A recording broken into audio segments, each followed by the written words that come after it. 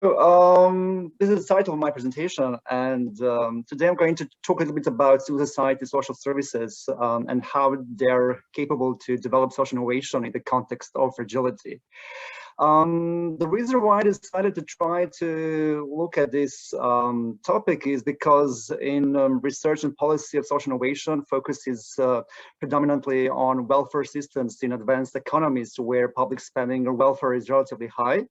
But we don't know so much what's really happening in very fragile contexts, particularly those countries that have been facing the war and post-war period. And whether I was wondering whether this kind of context could be also interesting for civil society organizations to try to develop social innovation, because some authors have been saying that specific characteristics and challenges of those countries can be very stimulating for the development of creative and tangible kind of alternative and novel solutions using existing resources. As I said, post-conflict context is the main context that I try to look at this project. This is, by the way, my PhD project. So I decided to look at the context of the country, Bosnia and Herzegovina. I'm going to use during the presentation the name Bosnia, which is the shortened kind of name that has been mostly used. It is a country located in southern Eastern Europe. And what is the characteristic of this country? Well, this is a very young country. It got independence just almost 25 years ago. But the country actually faced very turbulent history. As you can see, during the 90s, there happened the war, and the turbulent post-conflict period also happened after the war. So more than 100,000 people were killed, more than 2 million people were displaced internationally during and after the war. But what was really also interesting that even today, after 25 years, Bosnia has this image of post-war and post-conflict country because of very weak social and economic progress, but also due to ongoing nation-building process. So what's happened after the war is that the new post-war constitution developed very complex system of governance. And I think many researchers would agree this is one of the most complicated system of governance that exists in the world. And this also created a very fragmented welfare and social protection system in the country.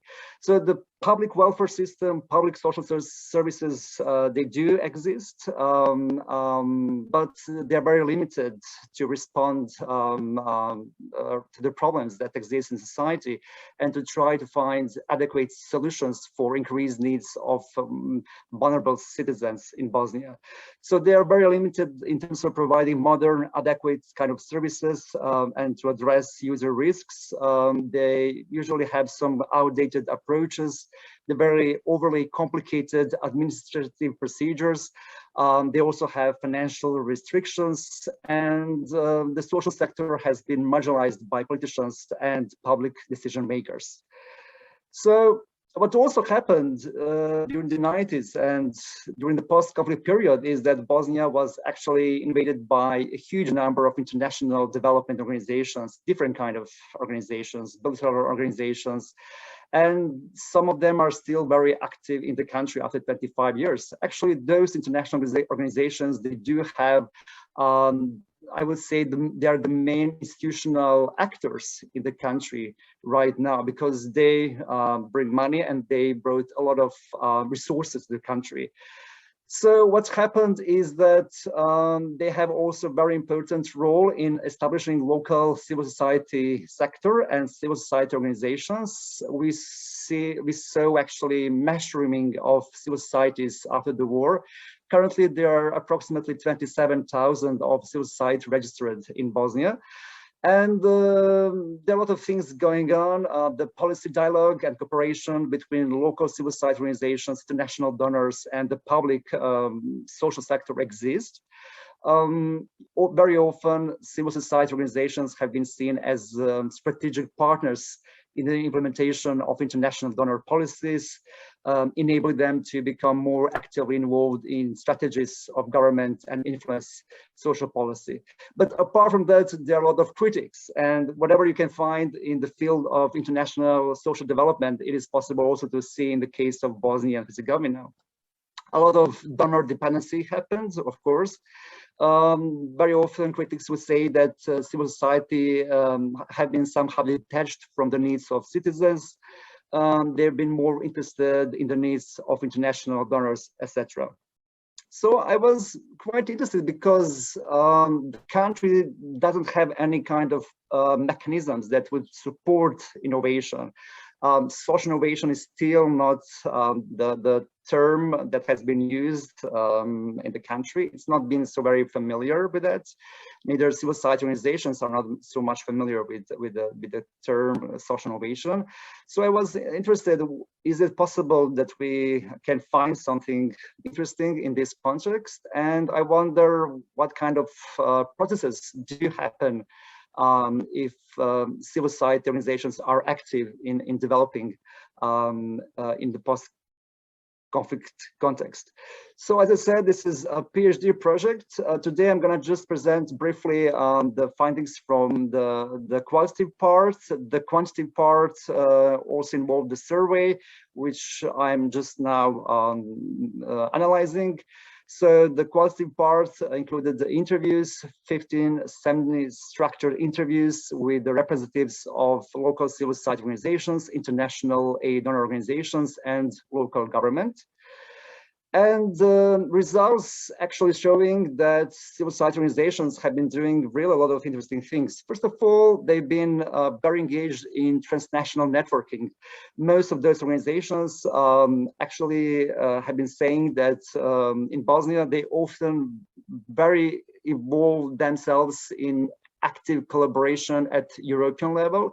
So they are very connected with other organizations, civil society organizations, NGOs, foundations from region, like the Western Balkan region, Croatia, Serbia, Slovenia, but also with other European countries like Germany, Austria, Netherlands, Scandinavia, etc.